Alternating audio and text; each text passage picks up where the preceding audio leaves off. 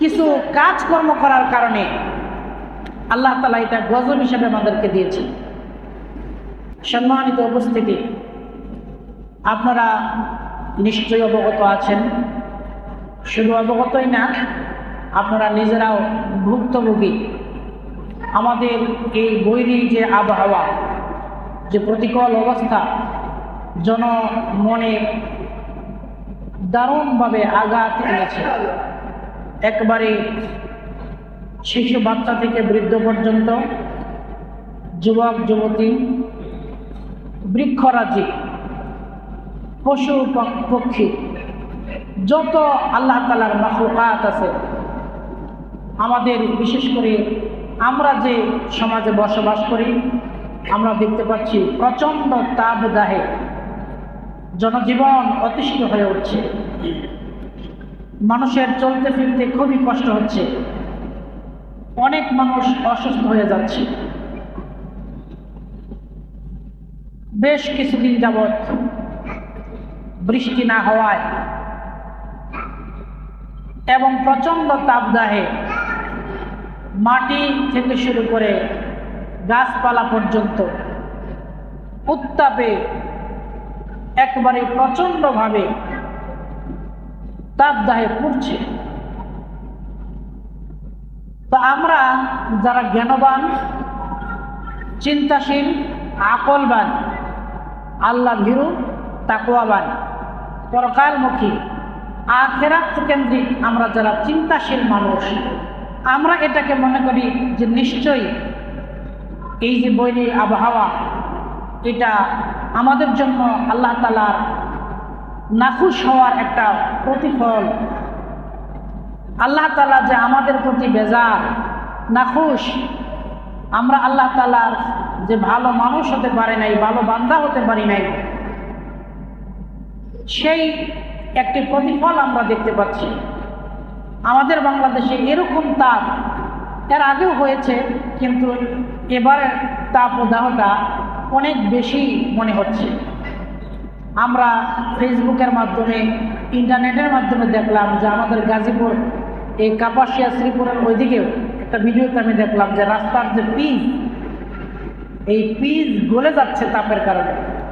এবং সাংবাদিক সময় টিভির অংশ বিশেষ দেখেছি যে সাংবাদিকরা কাঠি দিয়া ওই পিচ এবার খুঁচাইয়া আঠার মতো উঠাইতেছে, গলে গলে রাস্তা, গাড়ির চলাচল বন্ধ হয়ে যাচ্ছে।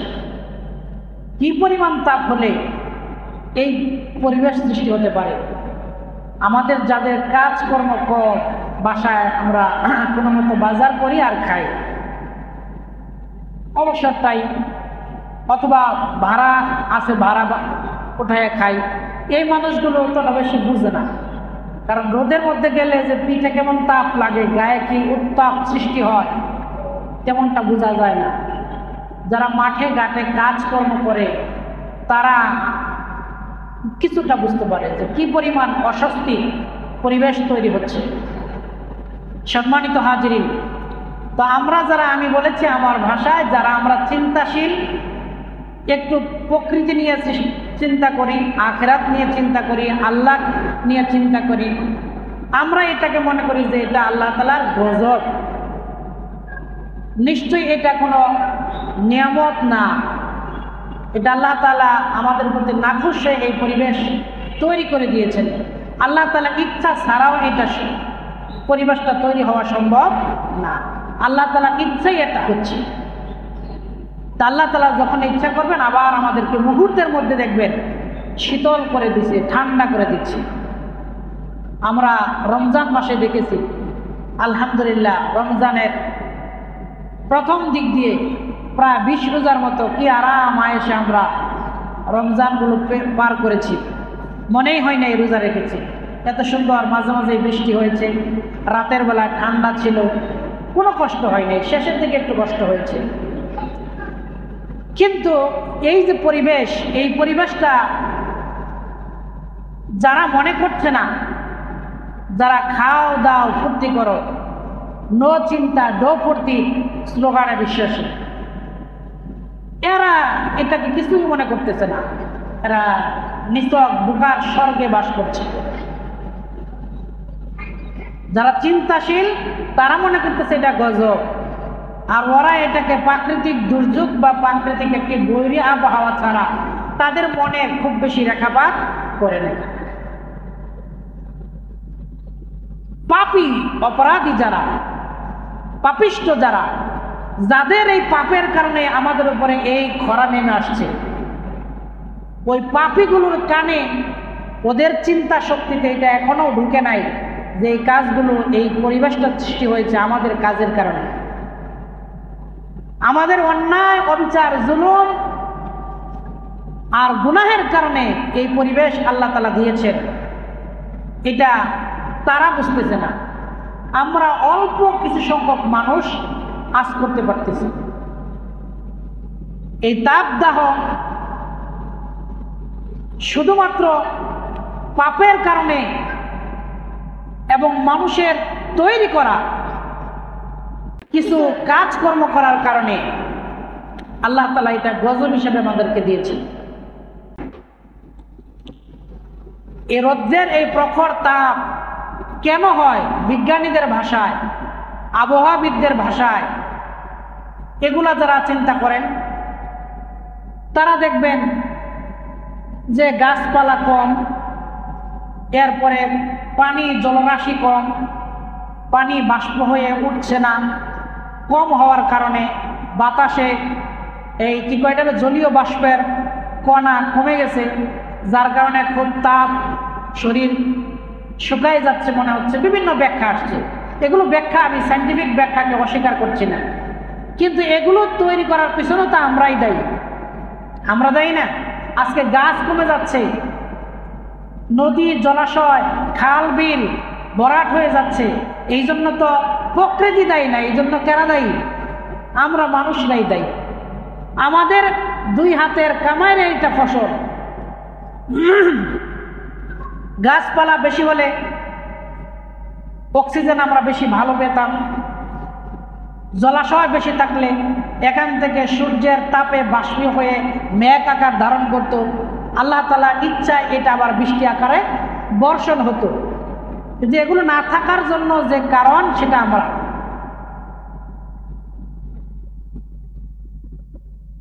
এগুলো আমাদের দুই হাতের কামাই করা ফসল।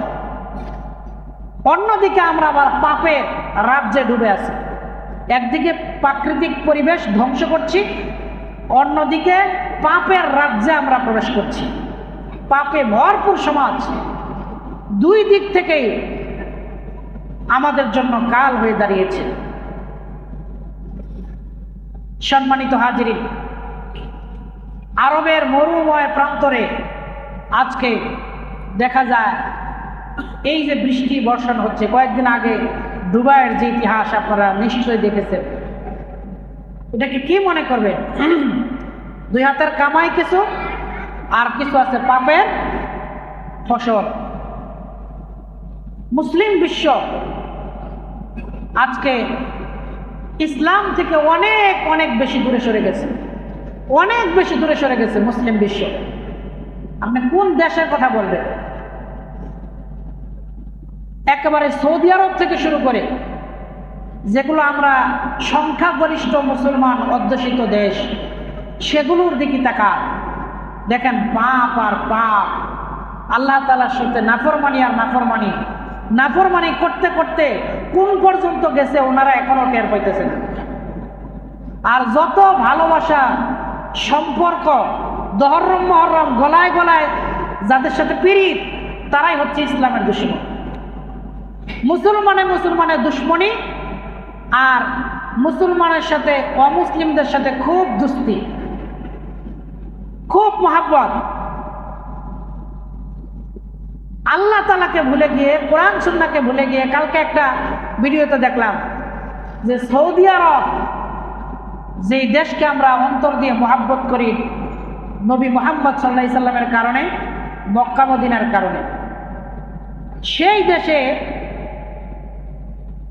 তাদের যে অবস্থা, তাদের যে পাপের কারবার সারবার, এগুলো দেখলে আমার মনে হয় যে সৌদি আরবে এখনো আল্লাহর গজব ওইভাবে আসে নাই, শুধুমাত্র মক্কা আর মদিনার বরকতের কারণে, শুধু মক্কা মদিনার বরকতের কারণে ভিডিওতে দেখাইলো যে তারা পাঠ্যপুস্তকে ইহুদিদের বিরুদ্ধে, ইহুদিরা যে মুসলমানদের দুশ্মন শত্রু, ইহুদিদের বিপক্ষে যায় এমন কিছু কোরআনে কারিমের আয়াত আছে তাদের পাঠ্যসূচিতে।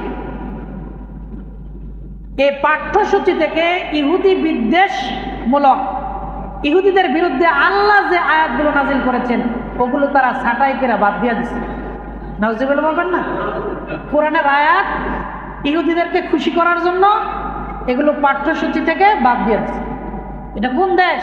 সৌদি আরব। আর আমাদের বাংলাদেশের কথা তো কিছুদিন আগেই তোলপাড় হয়েছে, ট্রান্সজেন্ডার আরো এই সেই শিক্ষা ব্যবস্থায় কি অবস্থা নিয়ে আসছে, এগুলো বাতি দেন। যাদেরকে আমরা মনে করি অনেক বড়, মক্কা মদিনা বরকতময় এলাকা, সেই দেশে এই অবস্থা। শুধুমাত্র ইসরায়েলরে খুশি করার জন্য তারা এই কাজটা করছে। কত বড় নাফরমানি চিন্তা করছে, আল্লাহর আয়াত বাদ দিয়ে দিচ্ছে। তাহলে আল্লাহ গজব যে দিব না, কেন দিব না? করে এরকম গোটা মুসলিম এলাকায় দেখেন, তাকায় তাকায় কি অবস্থা তারা করছে।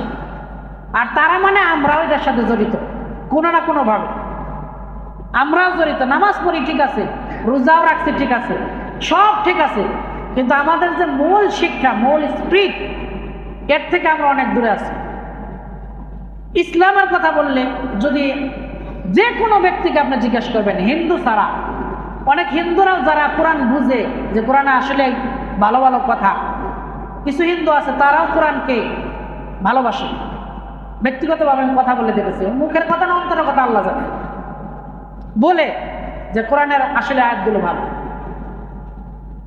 যে কোনো দলের মানুষ হোক, আওয়ামী লীগ, বিএনপি, জাতীয় পার্টি, জাসদ, বাসদ, যত দল আছে, ইসলামী দল বাদ দিলাম, ইসলামী দল তো চাইবই, যত দলের মানুষ আছে, লিডার আছে, সবাই আপনি জিজ্ঞেস করবেন আপনি কি কোরআন বিশ্বাস করেন?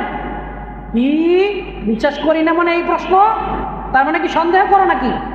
অবশ্যই আমি কোরআন বিশ্বাস করি। কোরআনের রাজ কায়েম হোক আপনি চান? হ্যাঁ চাই, তো মুসলমান হিসেবে চাইতেই হবে, মুসলমান হিসেবে এটা কি চাইতেই হবে, অবশ্যই চাই।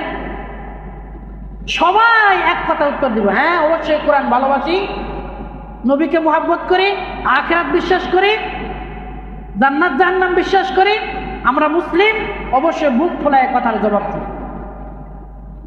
যখনই বলা হয় যে আপনি বিশ্বাস অনুযায়ী কাজ করেন কিনা, তখনই ইনিয়ে বিনিয়ে পাশ কাটাইয়া চলে যায়।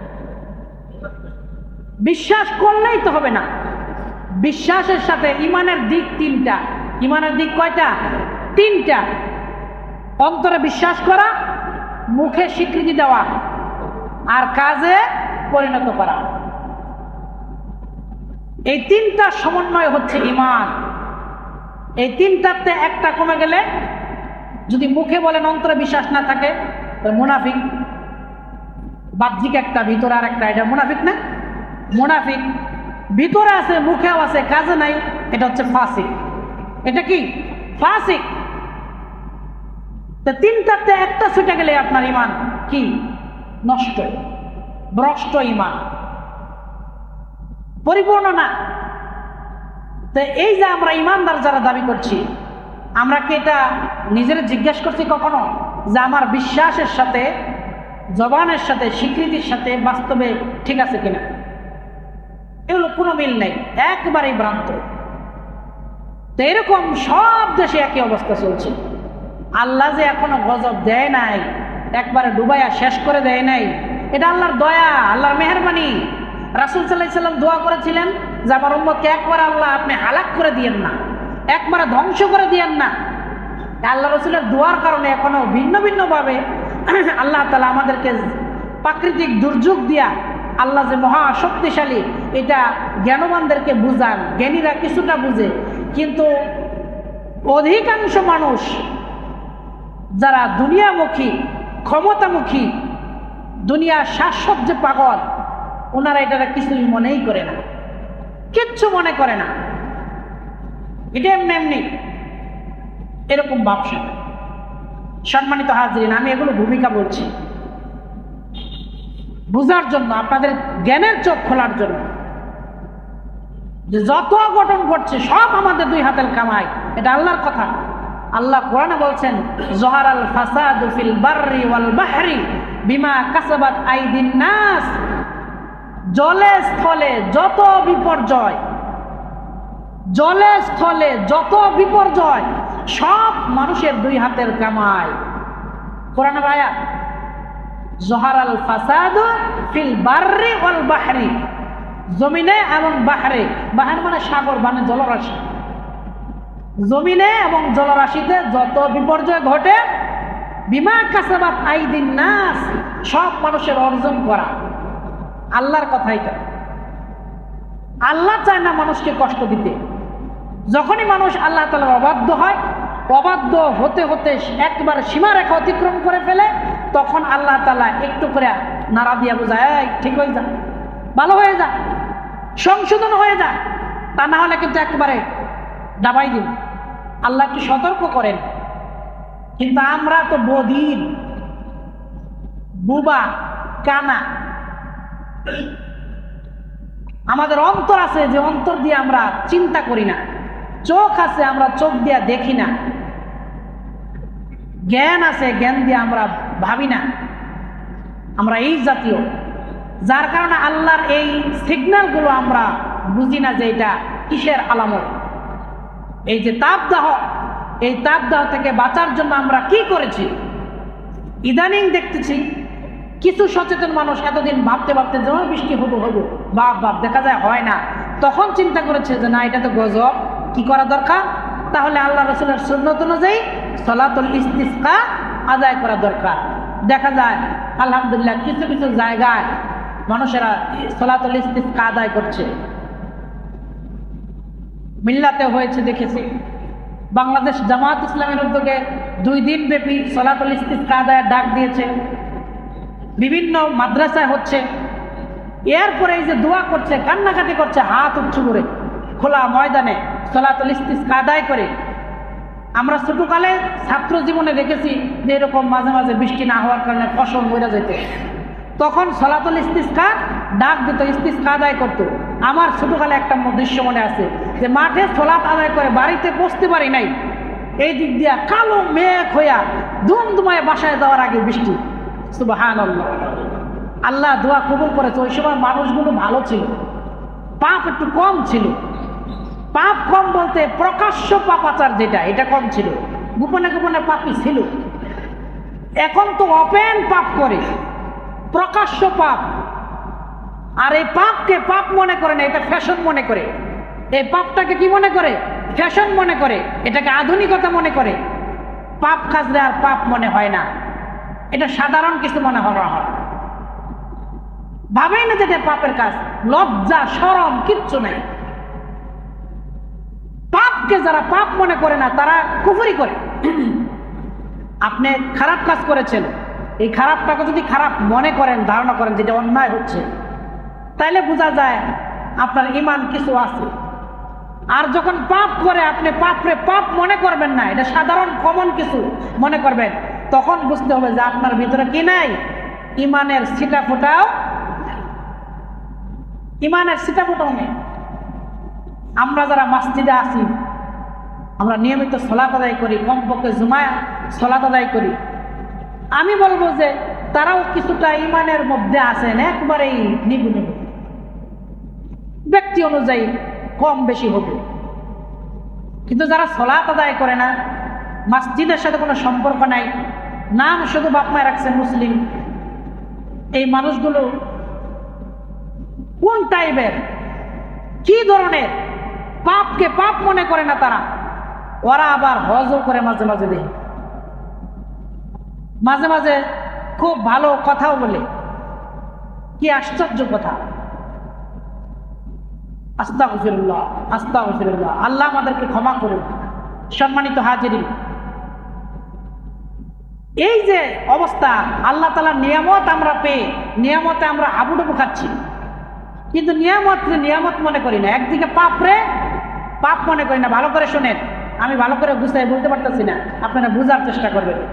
একদিকে পাপকে পাপ মনে করছি না, আরেকদিকে আল্লাহ তাআলার অনুগ্রহ নিয়ামতকেও নিয়ামতও মনে করি না। নিয়ামতকে আমরা নিয়ামত মনে না করে মনে করি এটা আমার ক্রেডিট, এটা আমার ক্রেডিট, আমি অর্জন করেছি, আমি রোজগার করি, আমি চাকরি করি, আমার এত কিছু আছে, এগুলো সব আমার ক্রেডিট। এটা যে আল্লাহর দেওয়া, আল্লাহ তোমাকে অনুগ্রহ করেছেন, নিয়ামত দিয়েছেন, এটা মাথায় আসে না, মনে করে এটা আমার কামাই। অন্যদিকে পাপ করে পাপরে পাপ মনে করে না, দুইটাই অন্যায়, দুইটাই অন্যায়, আল্লাহর কাছে দুইটাই ক্রোধের কারণ। আল্লাহ তাআলা কোরআনে হাকিমে জানিয়েছেন, লা ইন শাকারতুম লা আযীদান্নাকুম ওয়া লা ইন কাফারতুম ইন্না আযাবি লাশাদীদ। এ বান্দা, লা ইন শাকারতুম, যদি তোমরা কৃতজ্ঞ হও, যদি তোমরা শুকরগুজার বান্দা হও, লা ইন শাকারতুম, যদি তোমরা শুকরগুজার বান্দা হও, কৃতজ্ঞ বান্দা হও, তাহলে লা আযীদান্নাকুম, অবশ্যই আমি তোমাদেরকে এটা বৃদ্ধি করে দিব। কি বৃদ্ধি করে দিব? যার জন্য আপনি নিয়ামতের শুকরিয়া আদায় করেছেন, যে নিয়ামতটা পেয়ে শুকরিয়া আদায় করেছেন, আল্লাহ বলেছেন লা আযীদান্নাকুম, ওই নিয়ামত শুকরিয়া আদায় করার কারণে আমি আল্লাহ খুশি হয়ে এটাকে আরো বাড়াই দিব। সুবহানাল্লাহ। আল্লাহ কি সুন্দর কথা বললেন। আমরা চোখ পেয়েছি, চোখের নিয়ামতের শুকরিয়া আদায় করি না। এই যে দেহটা সুস্থ আছে, এই সুস্থতার নিয়ামতের শুকরিয়া আদায় করি না। চোখের সামনে একটা ল্যাংড়া মানুষ দেখে যদি বলি আলহামদুলিল্লাহ, আল্লাহ এই মানুষটার পা নাই, আমার তো দুইটা পা দিয়েছেন আপনি, আলহামদুলিল্লাহ আল্লাহ আপনার শুকরিয়া। আল্লাহ আপনার পাটা আরো বেশি সচল করে দিবেন। আপনার এক চোখের সামনে একজন অন্ধ রাস্তায় হাঁটতেছে, লাঠির বর দিয়া চাইতেছে, দেখে না কিছু, এরে দেখে আপনার স্মরণ হওয়া দরকার, আল্লাহ আমার দুটা চোখ দিছে, আলহামদুলিল্লাহ আল্লাহ আপনার শুকরিয়া। চোখটা না দিলে আমি আপনার কি করতাম, আমার কি অবস্থাটা হতো, আমি কিছুই দুনিয়ার দেখতে পারতাম না। আলহামদুলিল্লাহ আলহামদুলিল্লাহ, এটা বলার কারণে আল্লাহ লা আযীদান্নাকুম, এই চিন্তা করে বলার কারণে আপনার এই চোখের জ্যোতি আল্লাহ আরো বাড়াই দিব। সুবহানাল্লাহ। আপনার একজন কিডনি রোগী, কিডনি নষ্ট হয়ে গেছে, কিডনি চেঞ্জ করতে হবে, অথবা মাসে মাসে ডায়ালিসিস করা লাগে, এরকম আপনার রোগীর সংবাদ খবর পেয়ে দেখতে গিয়ে যে যদি আপনি শুকরিয়া আদায় করেন, আল্লাহ আমারটা এখনো সচল আছে, আলহামদুলিল্লাহ আল্লাহ আলহামদুলিল্লাহ আপনি আমাকে ভালো রাখছেন, তাহলে আল্লাহ আপনার এটা কি করে দিবেন? এই কথা অনুযায়ী লা আযীদান্নাকুম, এইটা চিন্তা করে শুকরিয়া আদায় করার কারণে আপনার এই শারীরিক সুস্থতাটা আল্লাহ আরো বাড়াই দিবেন। সুবহানাল্লাহ। এরকম প্রত্যেকটা বিষয়, আপনি সম্পদশালী, যার সম্পদ নাই তার দিকে তাকে আপনি আল্লাহ নিয়ামতের শুকরিয়া আদায় করেন, আল্লাহ আপনার সম্পদে বরকত দিবেন। আপনার চাকরি আছে, আরেক ভাইয়ের চাকরি নাই, আপনি এটা চিন্তা করেন আল্লাহ আমাকে রোজগারের ব্যবস্থা করে দিয়েছেন, আমি ভালো আছি, যে এই ভাইটির চাকরি নাই আপনি ওরা চাকরি দেন, আমি আপনার কৃতজ্ঞ বান্দা, শুকরিয়া আদায় করছি, তাহলে আপনার চাকরিতে আল্লাহ বরকত দিবেন। এরকম সব ক্ষেত্রেই চিন্তা করে করে যদি আপনি আল্লাহর নিয়ামতের শুকরিয়া আদায় করেন, আল্লাহ বলেন লা আযীদান্নাকুম, অবশ্যই আমি তোমার এই নিয়ামতটা আমি বাড়ায় দেব। সুবহানাল্লাহ। বুবা কথা বলতে পারে না, তার কি কষ্ট। এগুলো তো এখন দেখা যায় ফেসবুকে মাঝে মাঝে, এগুলো দেখেও আমাদের অনুভূতি, ওই যে চিন্তা নাই মাথায়, এই নিয়ামতকে নিয়ামত মনেই করি না, কিছুই মনে করি না, এটা একটা অন্যায়। আরেক দিকে পাপ করতেছি, পাপটারে পাপ মনে করতেছি। আল্লাহ বলেন এই নিয়ামত পেয়ে যদি শুকরিয়া আদায় না করো, ওয়ালা ইন কাফারতুম, যদি কুফরি করো, কুফরি মানে এখানে অস্বীকার করা, অস্বীকার বলতে নিয়ামতের শুকরিয়া আদায় না করা। নিয়ামত পেয়ে যদি নিয়ামতের শুকরিয়া আদায় না করো, ওয়ালা ইন কাফারতুম, মনে রেখো, সাবধান হও, ইন্না আযাবি লাশাদীদ, ইন্না আযাবি লাশাদীদ। আযাব অর্থ তো সবাই জানি, আযাব মানে কি? শাস্তি, গজব। আর শাদীদ মানে কঠিন, শক্ত। আমার শুকরিয়া আদায় না করার কারণে, অকৃতজ্ঞ হওয়ার কারণে তোমার জন্য কঠিন আযাব শাস্তি অপেক্ষা করতেছে। এটা দুনিয়া হতে পারে, আখিরাতে তো হবেই। দুনিয়ায় হতে পারে, আখিরাতে তো হবেই। এজন্য সম্মানিত হাজিরিন, আল্লাহ তাআলার নিয়ামতের শুকরিয়া আদায় আমরা করছি না। আল্লাহ সুন্দর পরিবেশ আমাদেরকে দান করেছেন। বাংলাদেশ সবুজ শ্যামল একটি সুন্দর পরিবেশে আমরা ছোটকাল থেকে বসবাস করে আসছি। আস্তে আস্তে আমাদের এই অঞ্চল এখন অনেক এলাকায় খাল মরে গেছে, খাল মরে সমান হয়ে গেছে। অনেক নদীর নাবন্যতা নষ্ট হয়ে গেছে, পানির স্রোত নাই, খরাতা নাই, পানি নাই, নদী শুকায় আছে। এগুলো আল্লাহ করে দিছে না আমরা করছি? আমরা করছি, মানুষ করতেছে। আমাদের যারা ভালো বন্ধু, প্রতিবেশী বন্ধু, তিন দিক থেকে আমাদেরকে বেষ্টন করে আমাদেরকে সাহায্য করতেছে, খুব আদর করে রাখতেছে। ওই ভালো বন্ধুগুলো আমাদের নদীর সামনে, পানি তো আমাদের ওই দিক থেকে আসে, উত্তর দিক থেকে আসে, উত্তর পাশ দিয়া আস্তে করে সুন্দর করে বাদ দিয়া দেয় আর মহাব্বত দিয়া ভইরা দেয়। মহাব্বত দিয়া উপর দিয়ে একেবারে মুখ দিয়া ফেনা তুলে ফেলায় মহাব্বত। আর সময়ে সময়ে যুগ বুঝা কূপ মাইরা বাংলাদেশ মরু বানাই দেয়, বাদ দিয়া দেয়। আবার দেখা যায় যখন বৃষ্টি হচ্ছে আস্তে করে বাদটা উড়াইয়ে দেয়, যা ডুবে শেষ হয়ে যায়। আর প্রেম প্রীতি একেবারে ফেনা তুলে ফেলায়। আজকে আমরা মুসলিম জাতি অসচেতন হওয়ার কারণে আমাদের কপালে দুর্ভাগ্য একবারে গণায় আসতেছে, খুবই গণায় আসতেছে। যারা চিন্তাশীল তারা বুঝে। আল্লামা দেলোয়ার হোসেন সাইদি রহমাতুল্লাহি আলাই, তিনি মরে গেছেন, আল্লাহ তাকে জান্নাত দান করুন। তিনি তার বক্তৃতায় বলেছিলেন, চিন্তাশীল মানুষ তো আল্লাহওয়ালা মানুষ, তিনি বলেছিলেন যে বাংলাদেশের ভাগ্য আকাশে কালো কালো মেঘ জমা হচ্ছে, অন্ধকার অমাবস্যার রাত নেমে আসছে। আমি লক্ষ্য করছি সক্ষমভাবে মোকাবেলা করতে না পারলে এই কালো কালো অমাবস্যার রাত শুভে সাদিক হওয়া অসম্ভব। একবারে ফলে যাচ্ছে, হুবহু যেন ভুলে যাচ্ছে। সম্মানিত হাজিরিন, এজন্য চিন্তা করতে হবে আমাদেরকে, আমাদের পাপ কোন পর্যন্ত গিয়ে ঠেকেছে, আমাদের অসচেতনতা কোন জায়গায় গিয়ে ঠেকেছে। এই ভারতবর্ষ আপনাদের বাপদাদার আমলেই তো খুব বেশি দিন হয়েছে। অনেক মুরব্বীরাই উপমহাদেশ একসাথে ছিল, আমরা দেখেছি না? পাকিস্তান, বাংলাদেশ, ভারত একটা উপমহাদেশ ছিল, খুব বেশি দিন আগের না। এরপরে এই ভারত উপমহাদেশ শাসন করেছে মুসলমানরা শাসন করেছে। এই মুসলমানদের কাছ থেকে এই ব্রিটেন নিয়ে গিয়েছে, তারা প্রায় 250 বছর শাসন করলো। এর আগে তো মুসলমানদের এই এলাকাটা ছিল শাসনে, ছিল না? মুসলমানরা কেন হারাইছে? শুধুমাত্র অসচেতনতার কারণে, সঠিক পদক্ষেপ না নেওয়ার কারণে, স্বেচ্ছাচারিতার কারণে, মুসলমানিত্ব ধরে না রাখার কারণে আজকে ভারত মহাদেশে মুসলমানরা গরু জবাই করতে পারে না, মুসলমানরা নামাজ পড়তে পারে না, মুসলমানদের মসজিদ ভেঙে দেওয়া হচ্ছে, মাদ্রাসা ঘুরিয়ে দেওয়া হচ্ছে, অসংখ্য মুসলিমদেরকে পিটিয়ে পিটিয়ে প্রতিদিন নাম মারা হচ্ছে।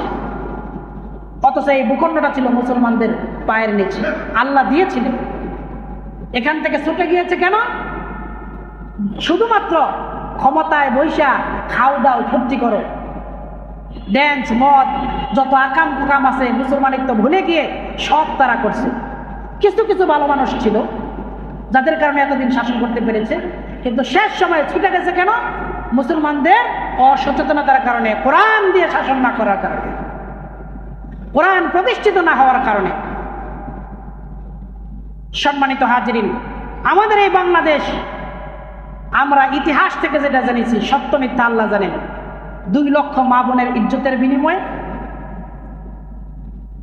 30 লক্ষ শহীদের বিনিময়ে, ইতিহাস থেকে যেটা জেনেছি, এই বাংলাদেশ স্বাধীন হয়েছে। এই স্বাধীনতাটা কতদিন টিকে থাকবে, এটা আমাদের কার্যকলার উপরে নির্ভর করবে। চিন্তা করেন আমরা কেমন কার্যকলাপ করছি, আমাদের দেশপ্রেম কতখানি, শিক্ষা ব্যবস্থা কতখানি আমরা শক্তিশালী, এই দেশে আমরা ঐক্যবদ্ধ কতখানি, একটু চিন্তা করলে পেয়ে যাবেন। দলে দলে বিভেদ, মারামারি, এরপরে শিক্ষা ব্যবস্থা দুর্বল, প্রযুক্তি দুর্বল, বিভিন্ন দিক বলতে পারেন। এগুলো খুতবায় বলেন কেন? এগুলো না বললে আপনি শিখবেন কোত্থেকে, জানবেন কোত্থেকে? এই খতিব ইমামদের দায়িত্বই হচ্ছে সঠিক কথাগুলো জাতির সামনে পেশ করা। আমরা যদি চিন্তাশীল না হই, গবেষণা না করি, এই স্বাধীনতা অর্জনের চেয়ে স্বাধীনতা রক্ষা করা কঠিন। এটা আপনারা পড়েছেন, বই পুস্তকে পড়েছেন, তখন বুঝি নাই, এখন বুঝি। স্বাধীনতা অর্জন করার চাইতে স্বাধীনতা রক্ষা করাটা অনেক বেশি কঠিন। চিন্তাশীলরা শুধুমাত্র বুঝবে, সবাই বুঝবে না। সম্মানিত হাজরিন, আমরা চাই আমাদের এই বাংলাদেশ মুসলমান অধ্যুষিত দেশ, এই দেশে হিন্দু, বৌদ্ধ, খ্রিস্টান, মুসলিম সবাই ঐক্যবদ্ধভাবে মিলেমিশে শান্তিতে বসবাস করবে, সবাই যার যার ধর্ম পালন করবে, কেউ কাউকে বাধা দিবে না, এমন একটা সুন্দর দেশ আমরা চাই। সম্মানিত হাজরিন, কিন্তু মাঝে মাঝে আমরা কি দেখতে পাই? সাম্প্রদায়িক উস্কানি দেওয়া হচ্ছে। এই যে ফরিদপুরের ঘটনা কি দেখলেন? পিটাইয়া মেরে ফেললো, সন্দেহবশত হইয়া মেরে ফেললো। আচ্ছা, যা সন্দেহ করে আবেগে খুবই মেরে ফেলেছে, যারা হত্যা করছে তাদেরকে গ্রেফতার করো, তাদেরকে বিচারের আওতায় নিয়ে আসো, শেষ, এতটুকুনো শেষ। কিন্তু না, এটাকে আবার সাম্প্রদায়িক উস্কানি দিয়ে যারা এটার জন্য দাবি জানাইলো তাদের উপরে গুলিবর্ষণ করা হলো, গ্রেফতার করা হলো, মামলা দেওয়া হলো। এই যে একটা পরিবেশ তৈরি হলো, কেন? এটা কি শেখ হাসিনা করছে? আপনি করবেন চান? মাননীয় প্রধানমন্ত্রী করছে এটা? না, প্রধানমন্ত্রী এটা চায় নাই। এটা চেয়েছে তারা, যারা এই দেশটাকে অস্থিতিশীল বানাতে চায়। আমাদের ওই মামা দেশের কিছু এজেন্টরা এটা প্রধানমন্ত্রীর উপরে ভর করে এই দেশের নেতৃবৃন্দের সাথে মিলেমিশে এই দেশ যেন অস্থিতিশীল হয়, এই দেশে অশান্তি বিরাজ করে, এই দেশ এগিয়ে যেতে না পারে, তারা এই কাজটা করে। সম্মানিত হাজরিন, চিন্তা করার খোরাক আমি বলছি, আল্লাহ আমাদেরকে হেফাজত করুন। এখন এই খরা, আমার আজকের আলোচনার মূল বিষয়টা হচ্ছে যে আল্লাহ তাআলার গজব থেকে আমরা কিভাবে বাঁচব।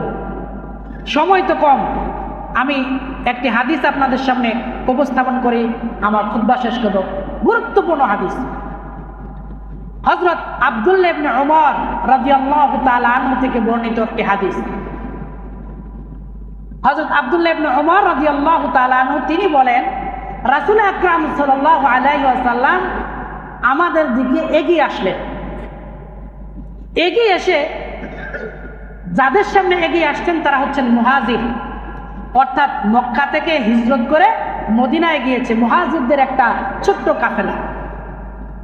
এই কাফেলার সামনে এসে মুহাজিরদেরকে লক্ষ্য করে বললেন, ইয়া মাআশারাল মুহাজিরিন, ওহে মুহাজিরগণ, ও মুহাজিরগণ, তোমাদের উপরে 5টি বিষয়ের পরীক্ষা হবে। 5টি বিষয়ের পরীক্ষা হবে।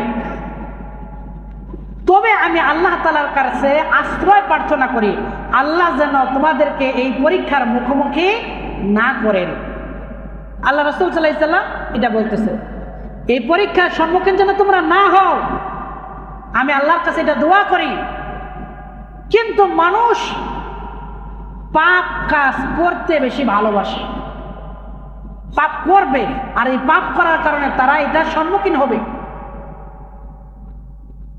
সম্মানিত হাজির, এই 5টি পরীক্ষা, অর্থাৎ 5টি কাজ করার মাধ্যমে আল্লাহ তাআলা তাদেরকে পরীক্ষা করবে। যদি এই কাজটা বান্দা না করে তাহলে আল্লাহর পরীক্ষার দরকার নাই। এর মানে এই না যে আল্লাহ তো পরীক্ষা করবোই, তাহলে তো আমরা এই কাজের মধ্যে পড়বই। বিষয়টা এমন না, আমরা করবো বলে আল্লাহ এটা করবেন। যে কয় যা সবকিছু তো তাকদিরে যদি থাকে, ভাগ্যে যদি থাকে, তাহলে আমার দোষ কি? আমার তাকদিরে আছে আমি জাহান্নামে যাব, তাহলে এটা আমার দোষ না, আল্লাহর দোষ। নাউজুবিল্লাহ বলে, আল্লাহ আমার তাকদীরে দিছে জাহান্নামে যাওয়ার, তো আমি জাহান্নামে যাওয়ার কাজ করতে গেলে আমার দোষ কি?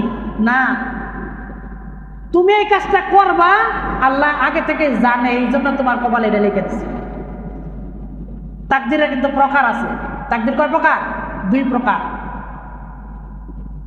তাকদীর 2 প্রকার, একটা স্থায়ী আর একটা ঝুলন্ত। সম্মানিত হাজিরিন, আল্লাহ তাআলা জানেন যে বান্দা এই আকামগুলো করবে, আর এই আকাম করার ফলে বান্দা এই শাস্তির মুখোমুখি হবে। এইটা আল্লাহ তাআলা রাসূলকে জানিয়ে দিয়েছেন। রাসূল সাল্লাল্লাহু আলাইহি ওয়াসাল্লাম এই আশঙ্কা করে মুহাজিরদেরকে লক্ষ্য করে বললেন যে 5টা পরিস্থিতির সম্মুখীন তোমরা হবে, আমি আল্লাহর কাছে দোয়া করি তোমরা যেন এটার সম্মুখীন না হও। এক নাম্বার হচ্ছে যে এই জাতির লোকেরা অশ্লীলতা, বেহায়াপনা, বেলাল্লাপনা, জেনা ব্যভিচার প্রকাশ্যে করে।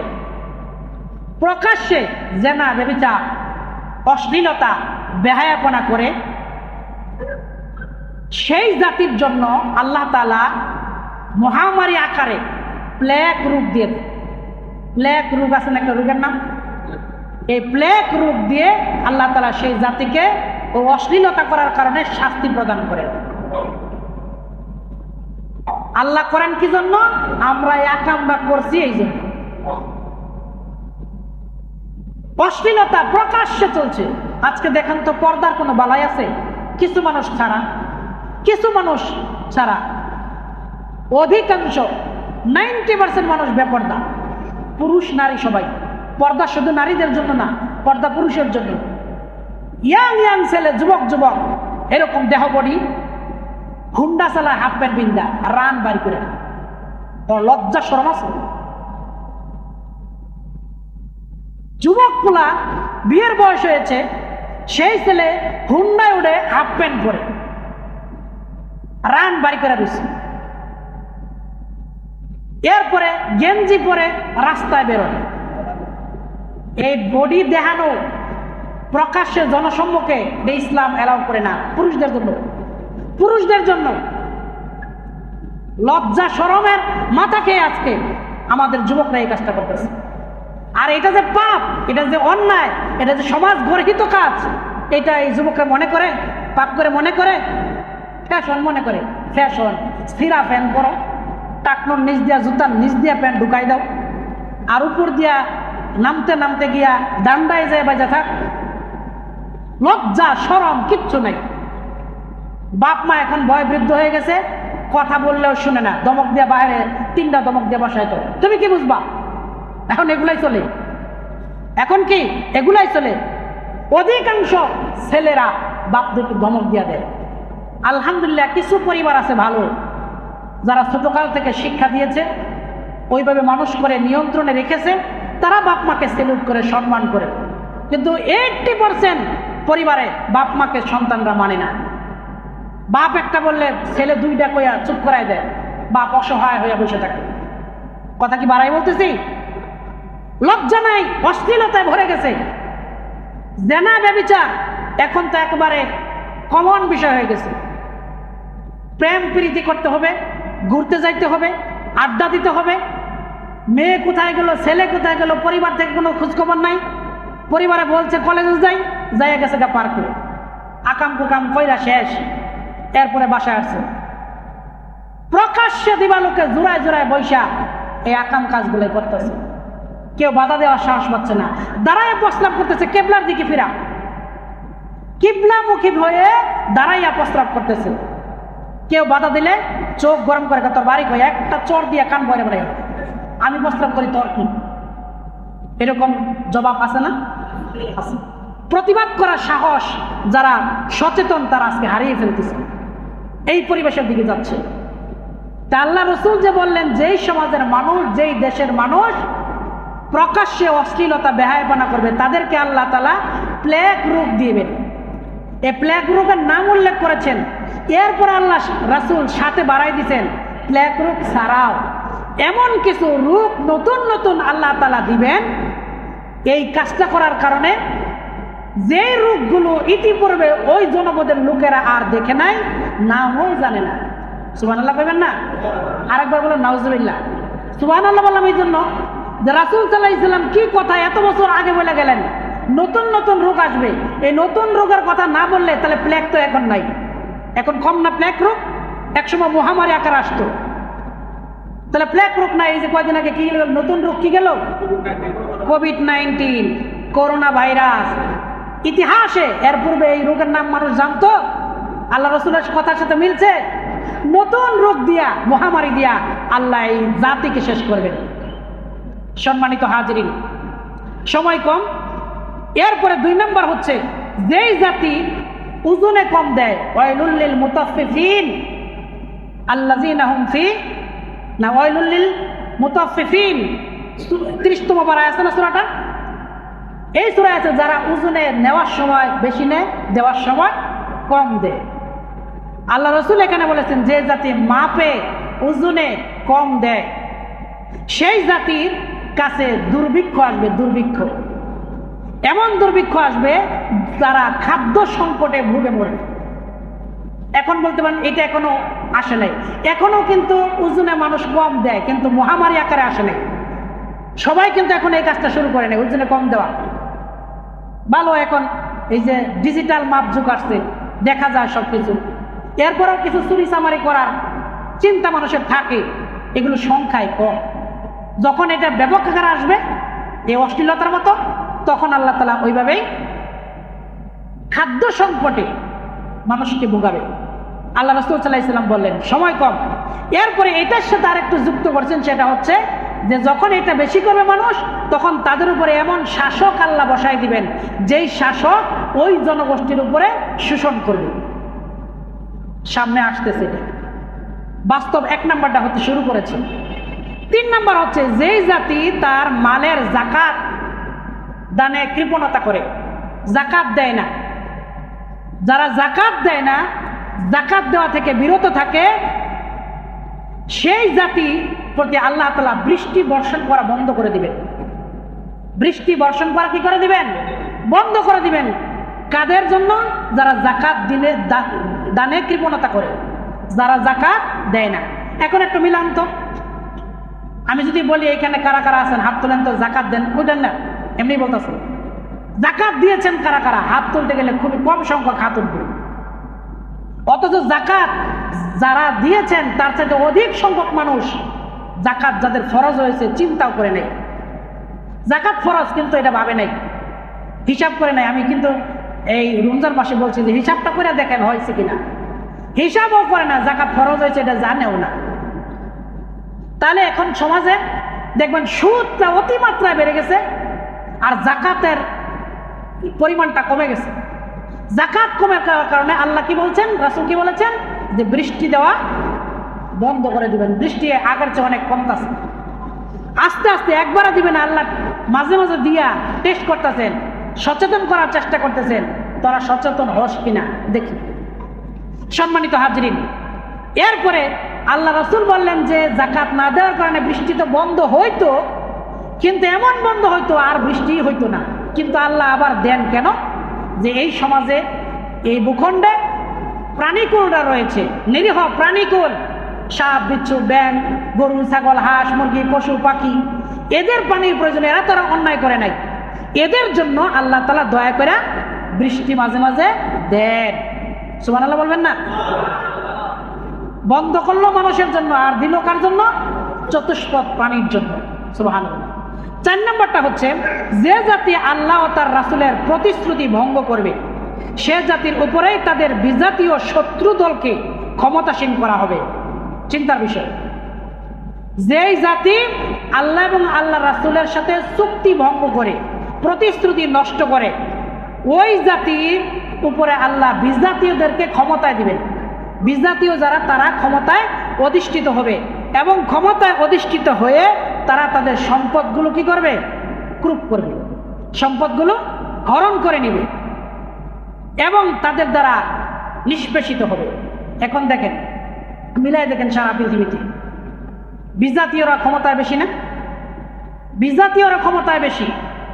আর এই বিজাতীয় করে খুশি করার জন্য প্রথমে খুতবায় যে বলছিলাম, গলায় গলায় খাতির, গলায় গলায় পিঠ। কাদের সাথে? ইহুদি নাসারাদের সাথে। কারা করছে? মুসলমান নামদারিরা করছে। যার কারণে সব এলাকায় বিজাতীয়রা পাওয়ারফুল, অমুসলিমরা পাওয়ারফুল। ইরান শিয়া হোক সুন্নি হোক সেটা আবার বিষয় না। ইরান কমপক্ষে তারা হজ করতে যায়, উমরা করে, নামাজ পড়ে, কোরআন পড়ে। এইটুকু ধারণা করে আমরা ধরে নেই এটা ওদের ব্যাপার, আল্লাহ তাআলার সাথে তাদের সাক্ষাৎ হবে। কিন্তু তারা এই ফিলিস্তিনে আক্রমণ করার কারণে তারা প্রতিবাদ করল ফিলিস্তিনের পক্ষে। এরপরে এরা তাদের কি একটা কনসার্ন নাকি আক্রান্ত হলো, এরপরে তারা আক্রমণ করলো। এই আক্রমণটা প্রতিহত করলো কারা? জর্ডান। জর্ডান কি? মুসলিম দেশ, বুঝছেন? খাতির রক্ষা করার জন্য, যে দেখছো তোমার উপরে ডেল মারছে, আমি ডেল ফিরাই দিচ্ছি, খাতির জমাইল।